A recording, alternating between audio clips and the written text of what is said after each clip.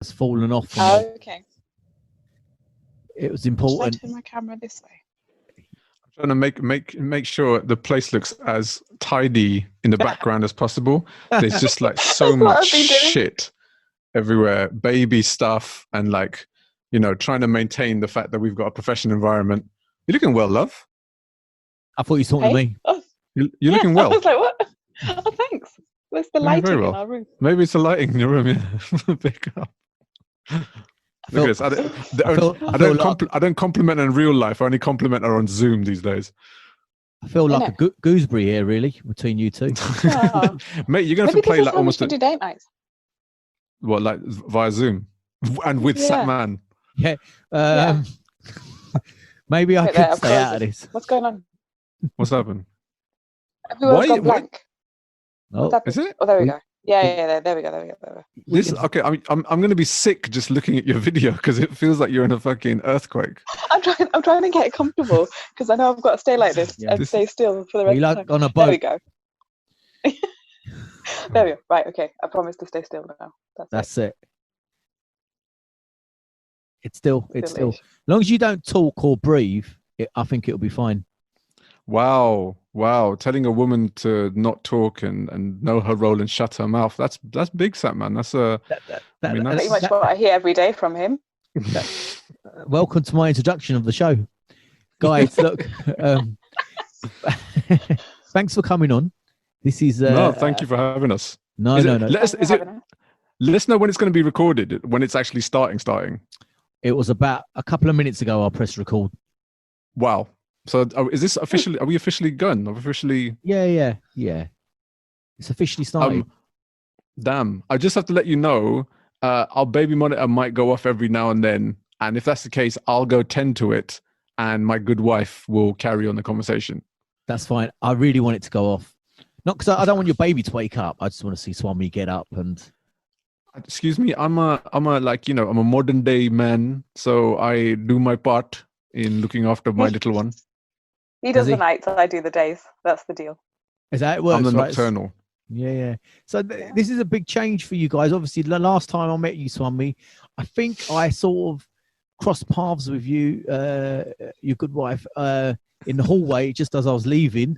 See, okay, all right, okay. So I was not going to bring this up. I was not going to bring this story up because, and I'll tell you why.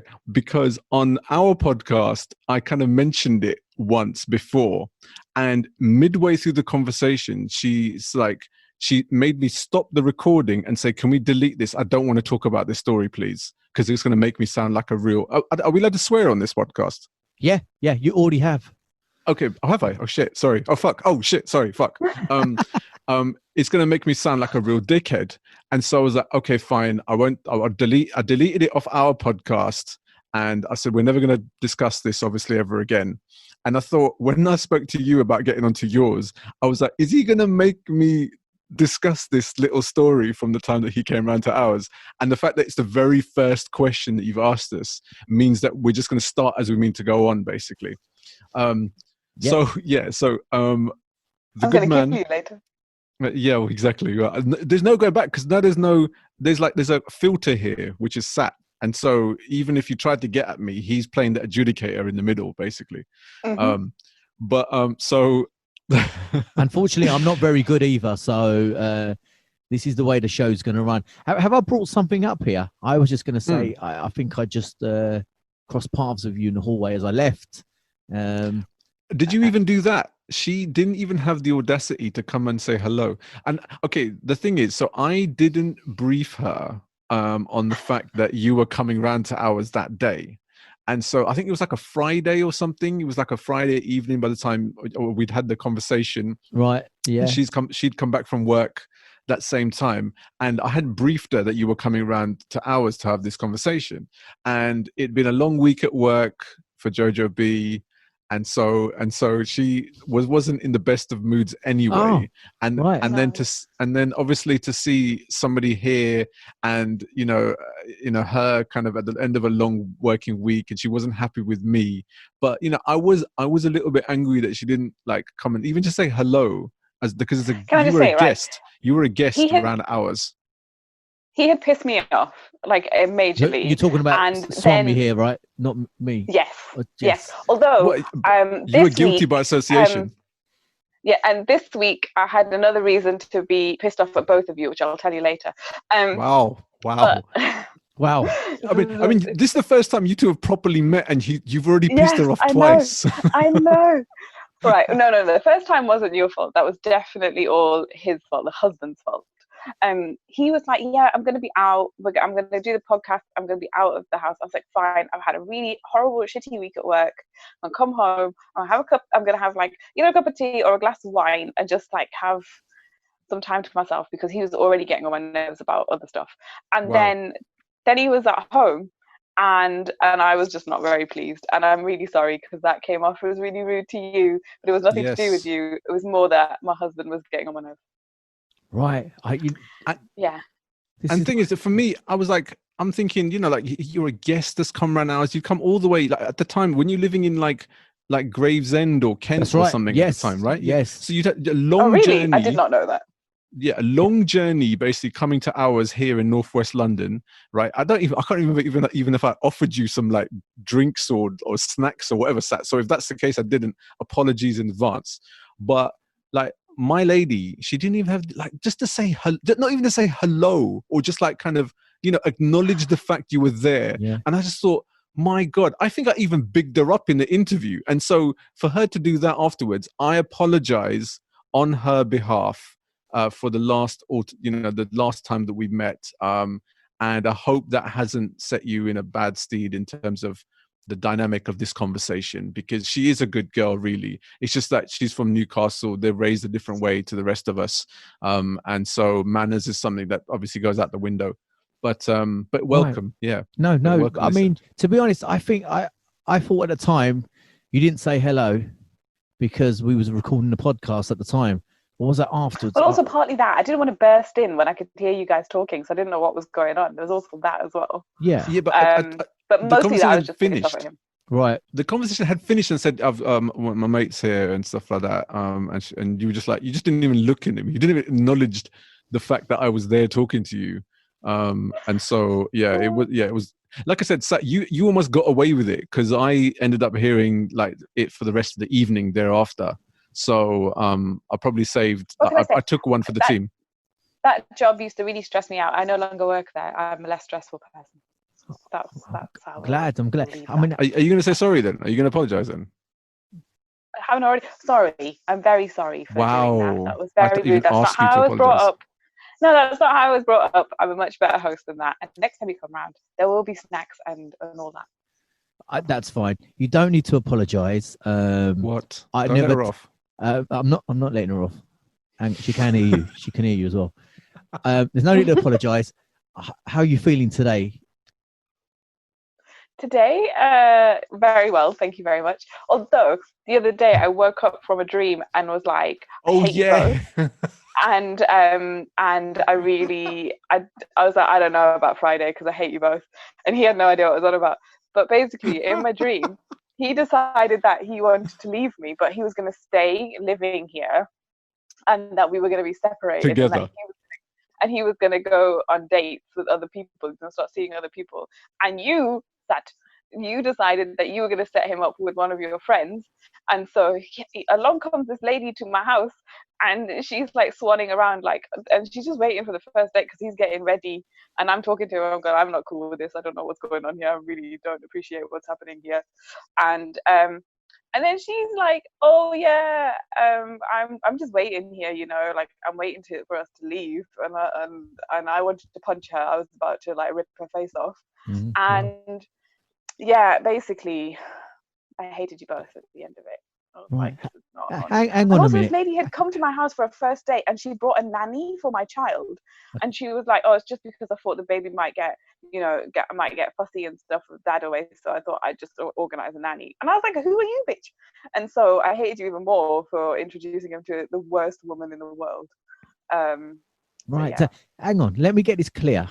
Yeah, exactly. It's a lot to digest. It is a lot.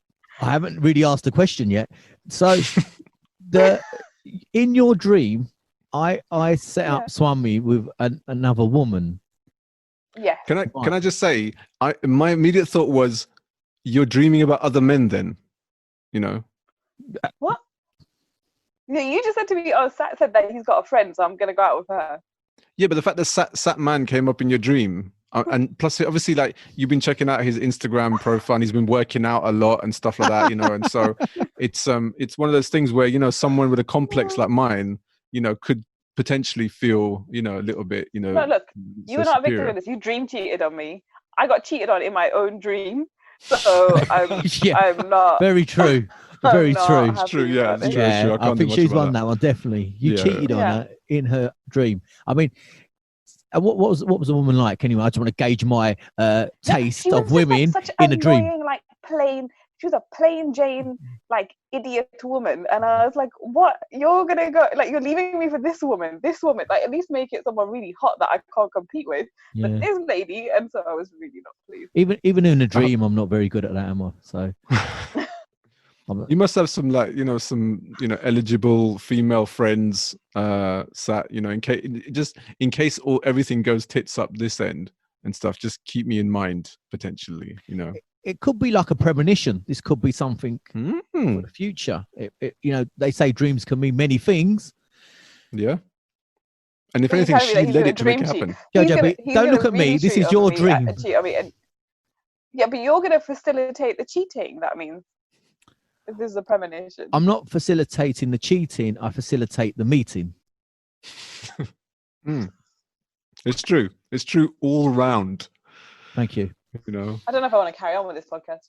Honestly, I don't know what I'm doing here. So this is kind of the vibe and style of your own podcast, the Native Immigrants. I mean, when I first met you, Swami, I didn't actually meet you, Jojo B, as we've already discussed. But you didn't have a child then, obviously. You didn't have a podcast then. So a lot of things have changed. Who had the idea of the podcast and who wrote the other person in? Yeah. Well, so it stemmed from a couple of years ago.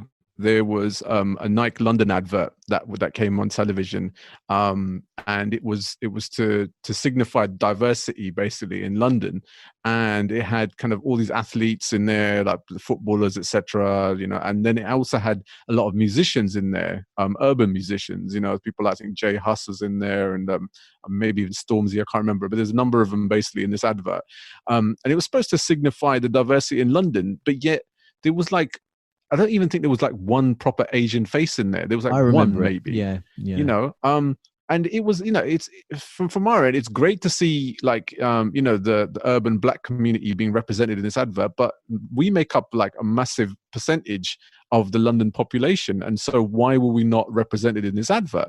And so, you know, me and Jyojo were both kind of talking about it. And then we spoke about it on our social medias, on our respective ones. And both of our respective Facebook and Instagram, Twitter, it kind of, we had loads of comments and loads of people kind of talking to us and discussing the advert themselves. And I just kind of thought, do you know what? Like, we have these conversations, me and her, like all the time. You know, since I've known her, she's really opinionated on her thought processes. I'm the same with my views. Yeah. She doesn't like anyone. She'll you know, refrain from saying hello to you. And so we were just like, you know what? Like this might be an opportunity for us to just basically talk about it and to open up the conversation amongst our community. You know, and we just thought, do you know what? Let's just do like a one-off kind of like show or a podcast where we just talk about these things or talk about a topic, and then just kind of like just see how it goes basically. You know, if we get, you know, enough of a response, then we'll do another one after that, and it's thereafter, and if we don't, then we just like nip it in the bud, you know, straight away. And you know, at the time, like I said, like I've said to you on a number of occasions, you are the godfather of British Asian podcasts, because your show was called the British Asian Podcast, but it was literally the only one. And even when we came out basically at 2 years ago, 2018, there was still only like a handful of podcasts with British Asian hosts talking about things happening in our community. And so for us, it was just like, why aren't people talking about these things? And where are the platforms and avenues to hear this stuff? There isn't. Asian network and stuff there, and local radio stations maybe, but there's filters in there. There's only so much they can talk about. That's right. Whereas we can talk openly and freely about these issues and taboos within our community. And so we did that first show. And like obviously I had to convince Jyojo to do this, and then she eventually agreed. And then we got some equipment together, and our first show, it was we initially set out to be a real serious show, talking really like professionally about these really important subjects. And we realized straight away that the two of us are a farce, and we just ended up being the way we are as a married couple on the podcast. And it's mad. Like I've said on our podcast a number of times that people listen to our show. Half the people come to listen to just us bicker and banter week in, week out. And the other half tune in to listen to the serious stuff. So we kind of got the best of both worlds in terms of our dynamic at the same time. Yeah, I got to agree. And I think, Jyojo, I'll ask you in a minute what your first reaction was when he asked you, but I think that's why the show works, because of your dynamic relationship and the way you talk, and ultimately you're real. There's not this facade up, trying to be presenters and presenting this show. You're a real couple, living a real life, talking about real subjects, and I think that's what podcasts are about, really. And I think that's why it works so well. And I think a lot of people do want to eavesdrop on a couple talking about subjects that are happening in the world at the moment. So when Swami asked you, Jyojo, can I call you Jyojo? Are we friends now? There's this like trepidation to even ask a question. I might pass it to Swami to then ask you, but when he, I'm just going to battle on though. When he first asked you to do a podcast, what was your reaction? Did you say, hey? Like, I love the conversations that me and him have, and and that's partly the reason why I married him, was because we used to have really interesting conversations, and we don't agree on anything pretty much. But I'm not a performer like he is. I'm not the kind of person that wants to be in the limelight. I've never been that person. I don't, I worked in television for over 10 years. I worked in entertainment for like 15 years or whatever altogether. And so I've been in that industry, but I never wanted to be kind of the one in front of the camera. I was always very much happier to be in the in the background and kind of working behind the scenes on things. And so the idea of having to kind of put myself out there, I'd done a bit of radio in Newcastle, in which was really fun. I used to do a breakfast show at the local kind of community radio station in Newcastle, and that was really, really fun. But again, it was kind of, there was not much of me that I had to give in that. That was just kind of like just general banter. So to do this, and I really have put myself out there on some of our shows, and I've been very, very brutally honest about what's been going on in my life on some of those shows. It's not what and I'm not naturally inclined to do that with to an audience of people that I don't know. But also I've really enjoyed it, and also I feel safe because I'm doing it with my husband. So ultimately, like, it's just me and him having a conversation. I don't really think about who's listening to it and what they will get out of it and how much I'm divulging to them. So sometimes I'm really honest, and maybe a bit too honest about things. But I think when he first asked me, I was a bit like, I'm not sure. I'm not that kind of person. I don't know if anyone's going to be bothered about what I have to say about things. Although I'm very opinionated, who wants to hear my opinions? But we did it anyway. We just thought, let's see. And no one listens, and we'll just kind of, go away and never do it again. But people seem to like it. So we've carried on, and I've overindulged for over 50 episodes now. That's unbelievable, isn't it? It's amazing, from starting off. I know when everyone begins, they think there's a term in podcasting called pod fade, and it's around the 6th or 7th episode where people give up because it's quite hard work. Recording, editing, getting out the images, promoting it. It is a lot of hard work. People think it's just talking. You record it, you upload it. You guys know there's a lot of work that goes on behind the scenes. And most people give up around the 7 episode 10 mark. So to carry on, you're definitely, I would say, like in the 1%, especially British Asians as well. There's hardly any of them around anyway. And having a couple on as well, I think it's fantastic. And I don't think there is another British Asian couple doing a podcast. I don't know of one. Podcast? Well, yes, actually. But they're a gay couple. The You Don't Love Me podcast. A couple of guys based. I think one's from Bradford. I think the other one, I think maybe in Midlands, but it's a great podcast. And they look at things from perspective as a British Asian gay couple, which again is even more of a smaller community of podcasts. And so, people are telling their stories now. I think since you came out with your initial show, there's been a number of podcasts. Since we've come out, there's been even more podcasts. And so, the last kind of year or so, I think there's been such a massive influx of great British Asian podcasts or podcasts with South Asian hosts, and each telling very, very different stories as well at the same time. It's always interesting to get different people's perspectives on the same subjects and things and stuff. But so, it, like I said, growth is always a great thing, because we talk on our last show about representation on television, how there's not enough things with British Asians on television at the moment, or if there is, it's always negative. And it can apply the same with music and with things like podcasts. We want more representation. We want more people to tell their stories and talk about their experiences. And no two stories are the same. So the more that's out there, it only helps all the rest of us grow, because we can all support each other basically to build ourselves on a platform to expand to who knows where. No, absolutely. I've interviewed a lot of people, and they say to me, "Oh, I'm thinking of doing a podcast." I would say to them, "Go for it," because I never see it as a competition. My podcast isn't a competition against yours or someone else's, because of course each podcast is unique to the hosts. In your case, you're very different from me. Jyojo B hates me, and my show's very different. She hates me more, bruv. Don't worry. She's a hate-filled woman. Maybe me and you should make one about her. I can do a whole 2-hour episode on dissing Jyojo B, and I'd have to curb it, because I could probably keep going for like days on end, to be fair. But I don't know if you'd be allowed back in the flat again afterwards. I'm not sure you could come back home, love. Okay. When you talk Jyojo B, I'm not sure who you're talking to. Well, if you did that podcast and neither of you could come over, that would be it. I'm staying a mile radius away from your home.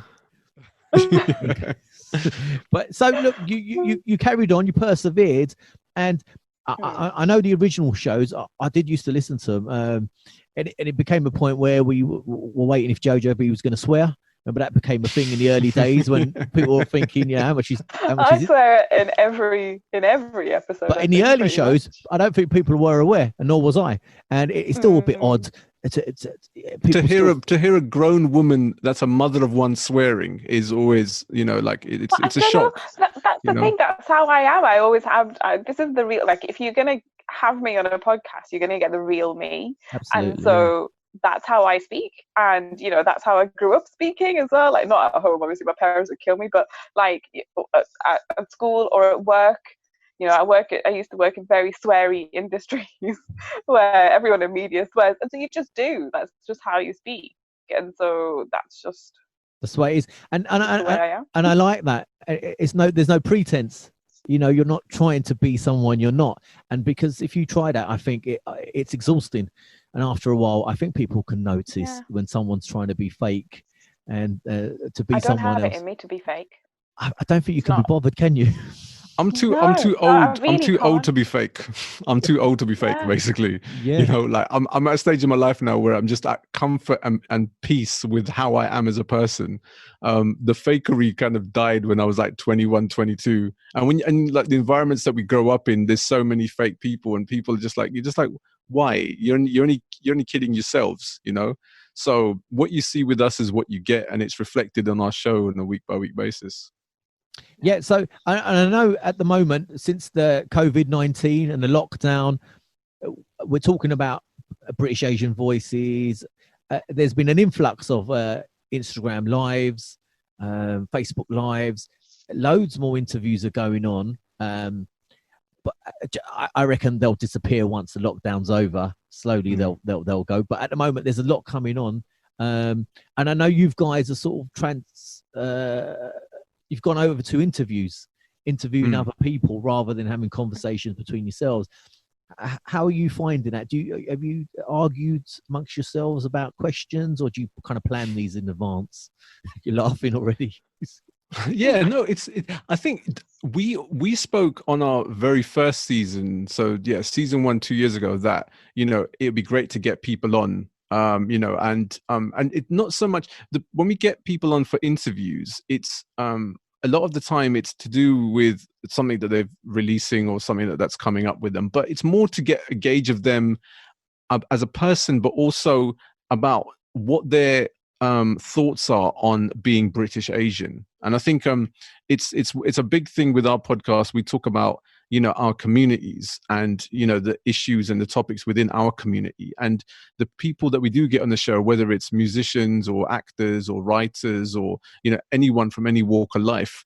It's about what British Asian means to them is one of the key kind of focal points. And so we always spoke in the first season that we want to eventually get guests on. And then just our season just went week by week, like so quickly that we got to the end of the first season and we still didn't have any guests, because it was just us talking about so many really important things that we wanted to cover. And it was only really from season 2 where we started to get a few, like, kind of here and there, we get a few guests on. We were both like on the press at the London Miller.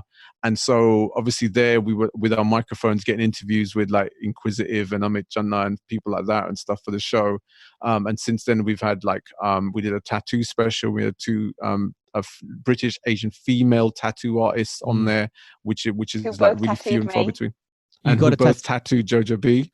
And stuff. Yeah. So she's, yeah, like I said, man, she swears a lot. She's covered in tattoos. Like she's my mum's worst nightmare, basically. Glass of gin, a glass of gin, having a fag. Yeah, exactly. Yeah, absolutely. Yeah, glass. It was probably red wine. I'd say. The baby's crying. Exactly. I know. Yeah. Let me tend to him while you go out and get smashed. You get me a can while you're there. And so for this year, like, it was really important for us, like yourself. I think that you actually inspired that, about like having to like sitting down with people and talking to them face to face, because I think that's a lot more intimate. It's a lot more, and people are a lot more comfortable, can talk very freely like that. So that's what we wanted to do. That's what we were aiming to do. But logistically, being parents and just like the running around to and fro, you know yourself and stuff as a dad, it can be like challenging at the best of times.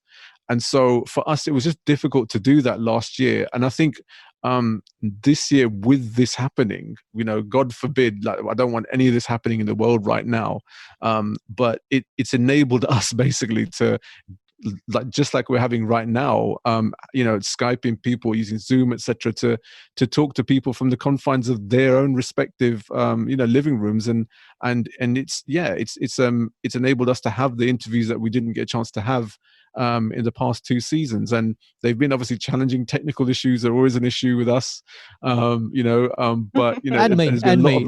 It happens to the best of us. So it happens to me almost all interviews before it starts. So. But you've kind of started at the right time. Like you said, we don't want COVID-19 in the world. Let's just make that clear to people listening. We don't want it just for the benefit of our shows.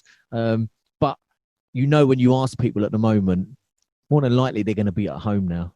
So this is probably the best time to catch them. And well, that's the thing. If people say to us, actually, now I'm quite busy, our immediate thoughts are like, so what the fuck are you doing? What the fuck are you doing? Seriously, exactly. Like, what is it that's keeping you busy right now? Like, is there like, you know, there's a massive jigsaw puzzle that I need to finish off, or I've got this book of Sudoku that I need to get finished and stuff. So yeah, I think like 99 times out of 100 people are very receptive, and they do have a lot of time on their hands right now. So it's as good a time as any, basically.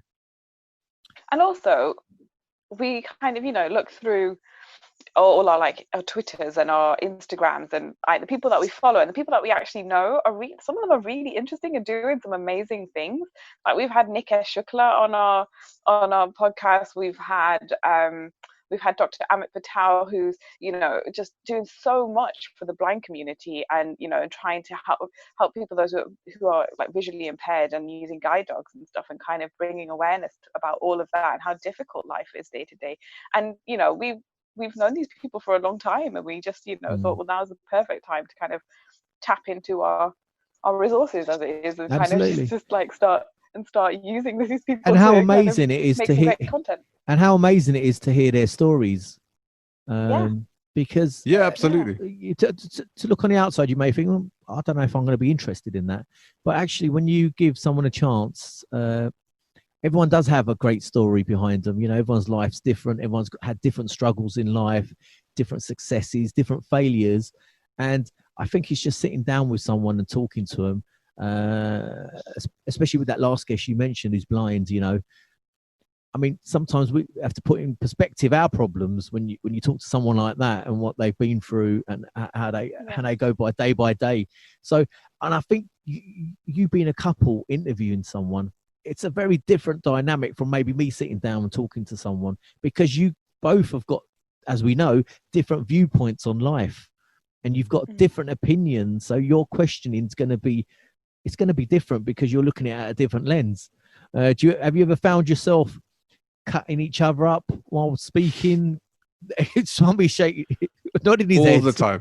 All the time. Mate, okay, so the thing is that I edit the shows, right? The recording the show is like an hour or two, whatever. Editing the show is almost a 3-day process, because a lot of it is like we talk over each other a lot. But Jyojo B talks over me more than anything else, and I actually mentioned this a number of times on the early shows.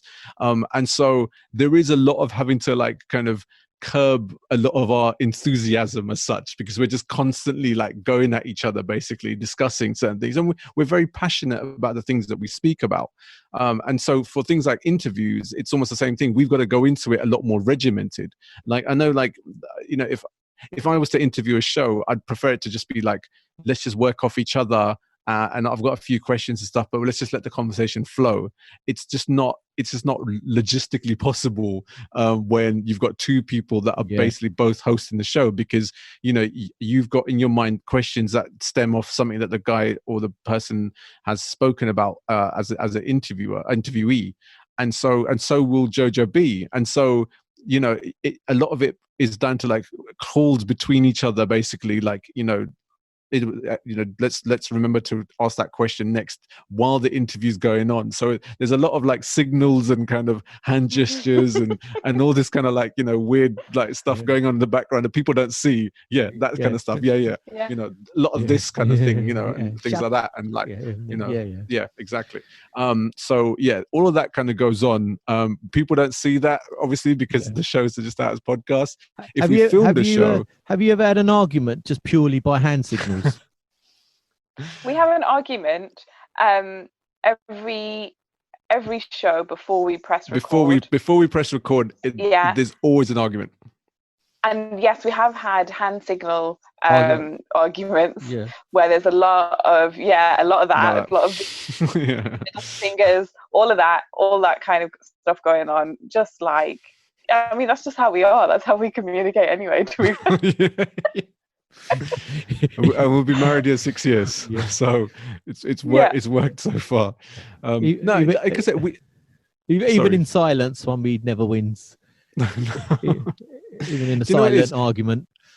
I think we just a silent argument. Yeah, I think we're both passionate about this podcast. You know, like ours is not the biggest podcast in the world. We may have like, you know, nowhere near the numbers of some of the bigger like podcasts that are out there and stuff. Do you know what I mean? Like we literally do this show for ourselves, you know, and it becomes very therapeutic as well for us, because we're able to get a lot of these things that, you know, we could talk about it on Twitter, or we can do a Facebook post about it, or put it on an Instagram story, but this is so much more organic, and it enables people, if they want to conversate and speak their minds back to us as well, because we're all about trying to open up the dialogue amongst our community. You know, we've done shows on forced marriages and, you know, Asian attitudes towards the LGBTQ plus community, and communalism, and, you know, alcohol abuse, and, you know, all these things that are massive taboos within our communities. And these are things that are happening day to day outside our doors amongst our own people. And a lot of it just gets brushed under the carpet, you know? And why are we not like addressing these things? And why are we not like tackling the things that basically our elder community have kind of instilled basically amongst our communities, and it's up to us as the next generation to say, no, that's not right. Those are outdated mindsets, and unless we change those, the next generation of people are going to take that, if anything, is going to be even worse. And so, you know, yes, we are like Asian, South Asian in roots and stuff, but we're very much British as well. And, you know, it's to use the best of both our respective cultures in order to, like, you know, to progress us basically as a whole community, not just like I'm Indian and this person's Pakistani, or I'm Hindu and this person's Muslim. We're all Asian, we're all South Asian, and we've segregated ourselves for the umpteen number of years now. It's time to, like, let's just put all that bullshit to one side and move forward as a collective community, because all of these issues are happening in all of our communities. We can talk about saying, oh, you know, this is happening in the Islamic community, and oh, you know, the Hindus, they did this basically and stuff, and oh, do you hear what happened at the Gurdwara there with the Sikhs? It affects all of us. We're all one whole community. And until, like, I'm Hindu, my wife is Sikh, you know, so we come at it things from both of our respective cultures, but we need to open up that dialogue amongst all our people and stop fucking putting walls up between each other all the fucking time. And also, like, we're parents now, and we tackle the kind of issues that we don't want our son to have to deal with later on. These are taboos that I don't want him to have to, like, live with when he's older. I don't want to have him thinking that he can't talk to us about certain things, or for him to have any kind of awful attitude towards other people because of the way that they live.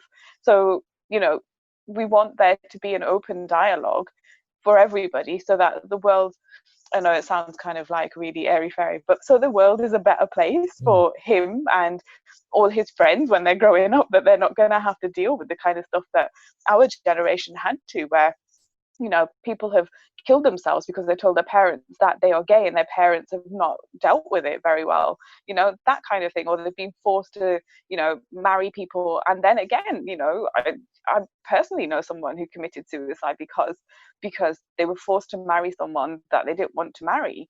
And we don't want him to ever have to feel those things or know about those things, because it's not a world that we should have existed in. So it's definitely not one that I want him to exist in.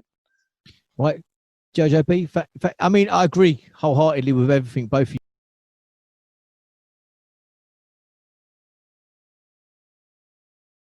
you. We've always got a way around something when we don't have to pay. Standard. Use up the free trial for as long as you possibly can and sign in with a different name. Different name, yeah. Exactly. That's right. I've got loads of email addresses.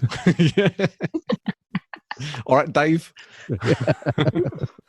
All very similar.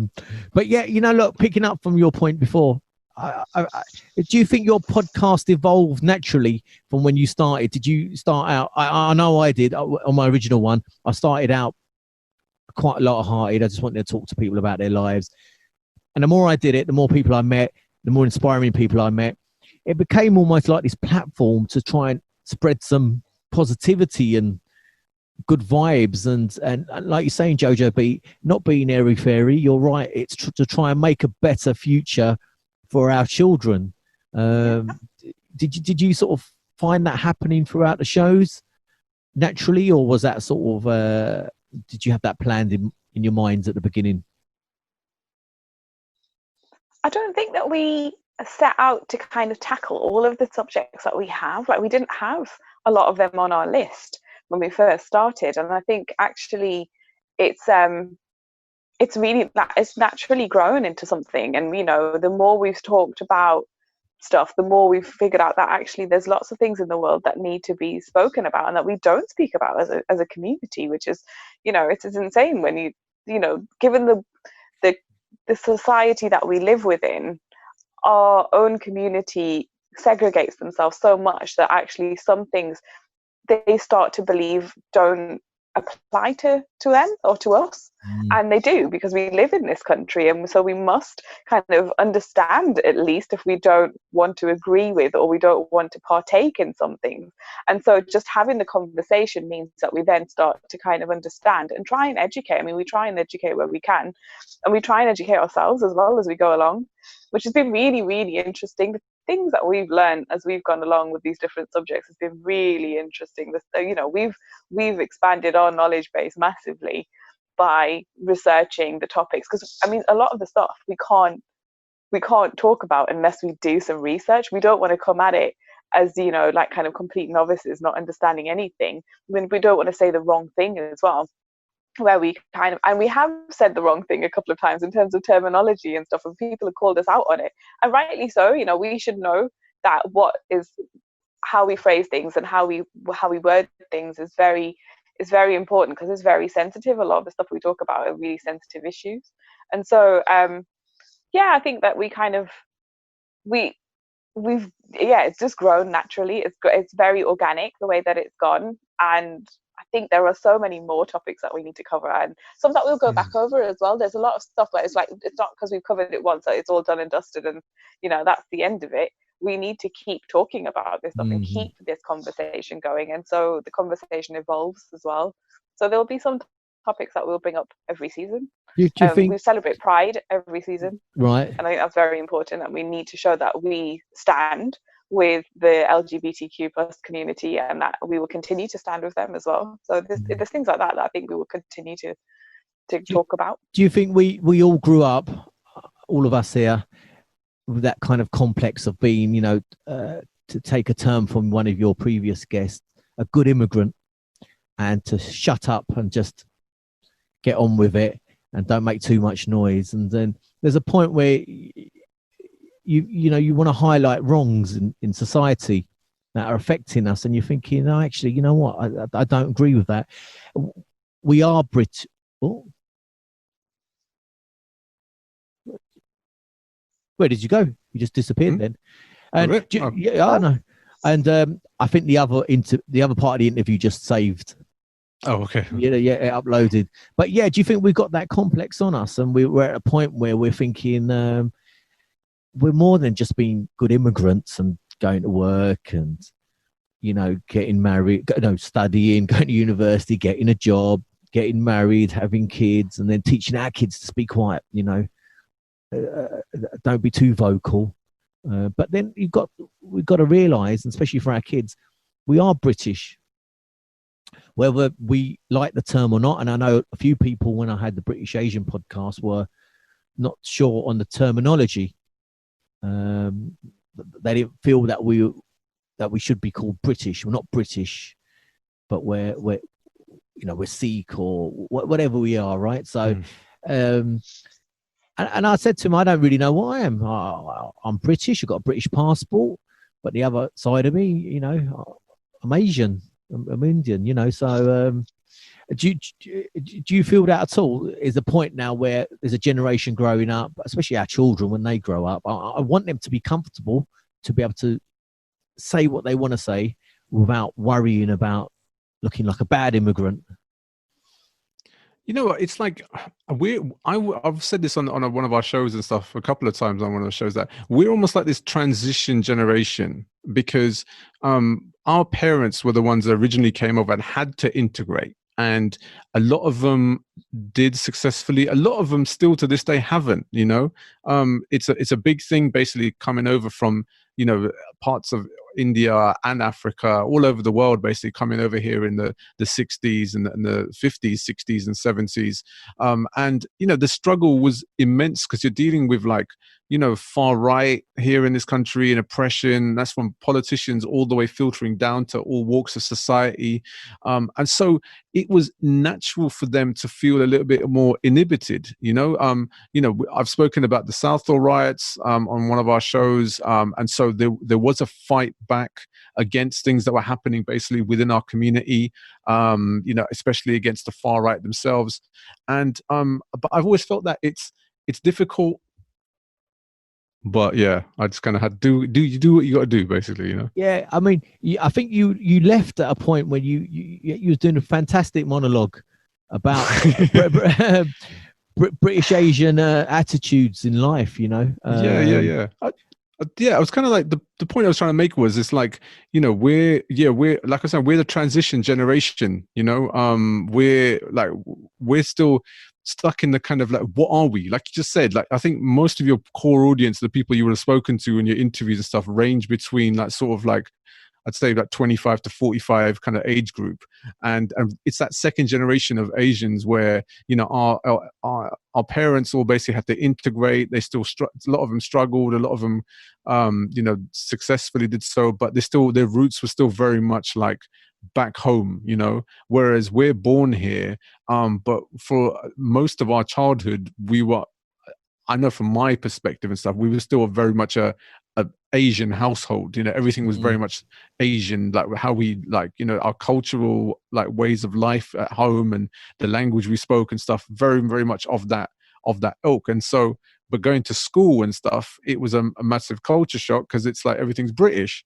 And so, you know, we're stuck between that home and school life. And then, you know, the older you get and going into higher education and things like that. And we're always constantly asking the question, like, what do we, who or which culture do we identify with the most? Is it the British culture or is it the Asian? And so we're constantly in this kind of tug of war. We're trying to understand what our own identity is, basically. Whereas I feel like, say, the generation underneath us are probably a lot more British than even we are, you know, and they've got elements of obviously the Asianness with them, and a lot of them have embraced their Asian roots and stuff like that, but also very much British. And so they're a lot more clued in than we are, because we had to like almost had to fight amongst, you know, both sides of that, because we were too Asian to be British and we were too British to be Asian, kind of thing, you know. And so that's one of the reasons why, you know, with our podcast and stuff, it's to challenge those older, you know, the older mindsets and those older ideals, you know, and to treat really like trying to, you know, like you said, it's about being a good immigrant. But we're now at a stage where that's not enough for us, you know. We need to, we almost need to like have our own. And I'm not to say that the Asians haven't basically as a whole, you know, come through like, you know, like heavily basically within all walks of society here in the UK, but that's not all we should be, you know. We're enough of a community now basically to stand on our own right, you know, toe to toe with anyone in the UK, and we're just as British as anyone walking the street, and we shouldn't have to feel like we have to, you know, constantly wear our label on our back on exactly who we are. You know, we are British, you know. I'm just as British as I am Asian, and I think I'm only a product of both of my cultures. You know, I'm only the way I am because I'm both. You know, to say that I'm one more than the other, it's not a true reflection of who I am, because, you know, this is who we are, and this is and we should be able to use our Asianness to question being British, and we should use our Britishness to question all the things of us being Asian, you know. Both of those rights and wrongs and stuff, you know, it balance themselves out. And so, you know, I think that's the only way we can progress as a community, is to be able to have both of our cultures, you know, together, in order to change the wrongs of both, in order to make a right. Yeah, I mean, you're right. There definitely needs to be a balance, because there's also a worry that we can assimilate so far that we can almost forget where our roots are from. We can become so British, and that we sort of maybe look down at, for example, India, and say, I don't want to go India, you know, it's dirty, smelly, it's super corrupt. One of them terms is correct. But you know, there's a point, you need that balance, don't you? And you guys obviously have got that, you know, and I think that's where sometimes music plays such a major part as well. I know a lot, a generation younger than me, that may not speak, say, for example, Punjabi very well, but they listen to all the music and they know all the Punjabi songs, right? So that's at least something they have that connection to it somehow, you know. So I think it is important as we go along that we don't forget who we are, but remember that we are different from our parents' generation. We are different. You know, we have got two cultures tugging at us. You know, we're different people at work, different people at home. You know, especially at school. School time was such an important time, I think, for all of us. You know, when we used to be at home, I knew my family. I used to speak Punjabi all the time to my mum. Not so much to my dad, but especially to my mum. Going to school, English. You know, but and you'll flip. There's two sides to you, right? And hopefully, I think want for our kids at least is to be themselves all of the time, 24/7. You know, rather than having to face that battle of, you know, who am I now? I'm going to work, so I'm going to be this British person now. You know, I want to go out for drinks. It's called code switching, isn't it? So just kind of becoming who you're meant to be wherever you are. Like you turn into that version of yourself. Yeah. It's an interesting concept. It is, and it's exhausting. And I think after a while, I think it does confuse people because I think you're wondering who am I meant to be? Am I meant to be this sort of person? So I think, especially for women as well, Asian women, when they're at work, are they supposed to be this go-getter? Are they meant to go for the top job?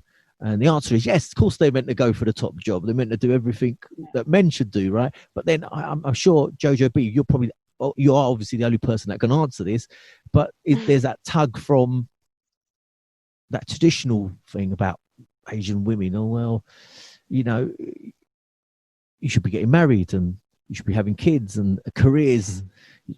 You know, your career ends. You know, your career's ended now. You have to get married. You know, I don't know if that is changing.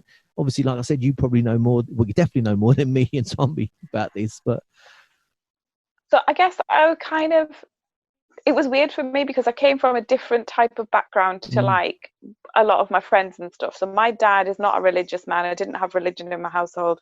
I wasn't really brought up with that kind of traditional value until I got to, it was the night before my 21st birthday. And it was the same week I was graduating from uni as well. And I got sat down by my mum and my auntie, and they were like, right, we're going to have to start thinking about you getting married soon. So get yourself a job, and then we'll start looking for a rishta. And I was like, you what? Like, not only had, like, they had said to me, like, don't you dare come home with a boyfriend. And then they were like, oh, so, because they were quite protective of me in that way. They were quite strict in that way. But they were like, so have you got a boyfriend? I was like, no, I don't have a bloody boyfriend. You just spent the whole time telling me not to have a boyfriend, and now you're expecting me to have one. And then, but their thing was like, you get a job, you get married, you move to wherever your husband's from, and then you get the kind of job that you can transfer. And my thing was that I'm going to go and work in media. You know, like that was all I wanted to do. I did an economics degree. I realized that I hated economics, and so I was not going to do that. And I was going to go and work in media and television because that was what my passion was. And so I was like, I'm moving to London, and I'm from Newcastle. I was like, I'm going. I'll see you later. And I got a job, and I left, and they were like, no, you don't leave. And I was the first girl in my family to move away from home for something other than studying.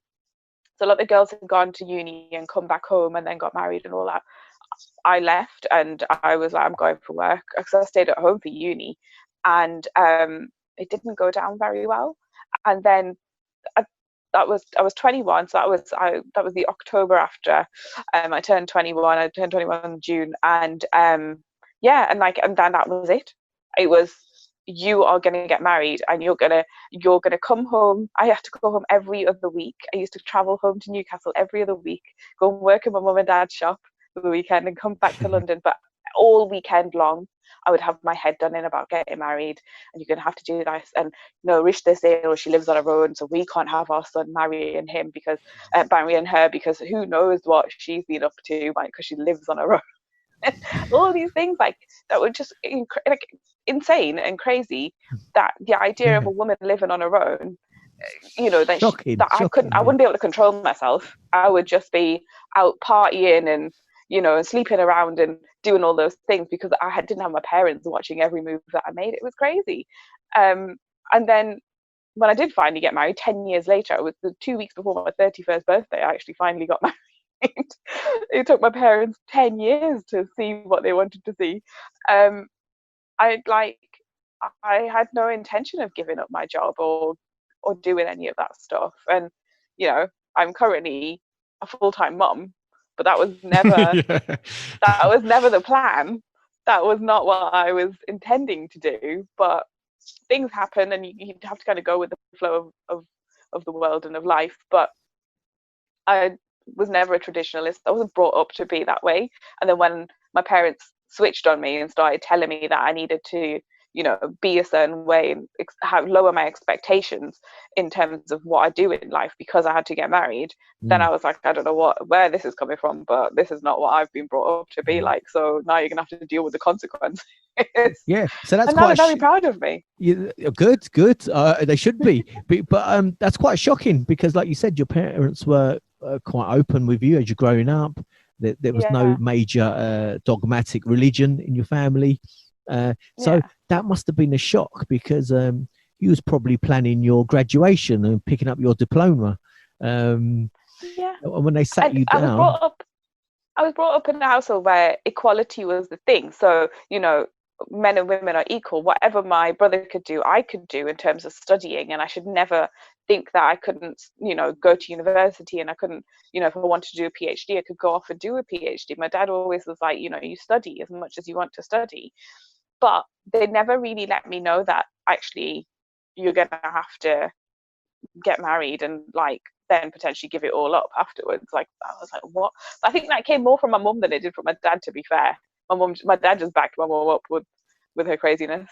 But then my mum calmed down after a while and just was like, just get on with whatever you need to get on with. We give up now. They wash their hands of me for a while.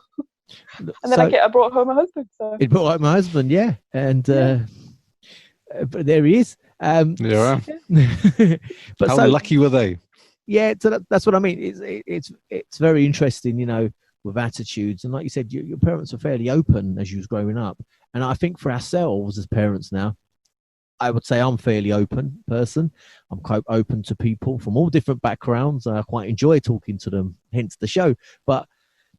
And I think if there's a particular situation with my children that I might not be sure about, like if they're, if they fall in love with someone with the same sex as them, how honestly would I react? I'd love to say, yeah, I'll be very modern, but I've got a feeling that my Asian side will crop up.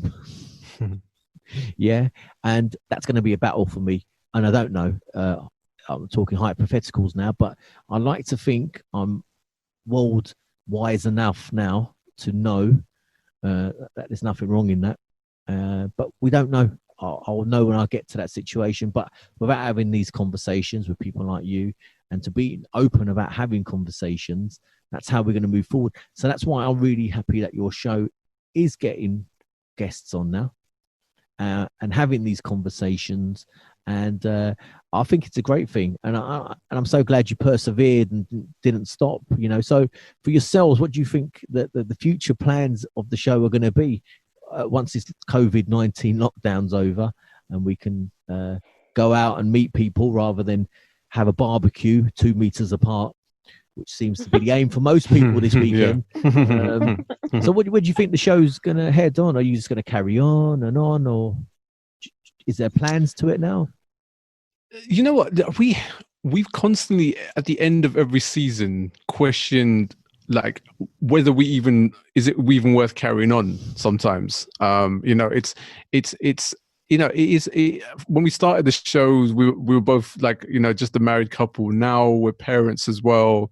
And so, we're constantly at loggerheads on whether this is, whether it is all worth it, whether it is all these questions that we're asking, but is enough of our own community supporting the things that we're saying? It's like we're of a mindset where these things need to change and we need to alter this and we need to get our people to think like-minded like us as well. But that may not necessarily be the case. It might be one of those things where in 5 to 10 years time people start changing those ideals, and right now no one wants to hear the the questions that are being asked and the topics that are being addressed, and so even just this week we were like, should we carry on with this? Are we at a point where it's done? I'm sure you had the same thought process when you came to the end of every show, the British Asian. Yeah, absolutely. Every episode I do.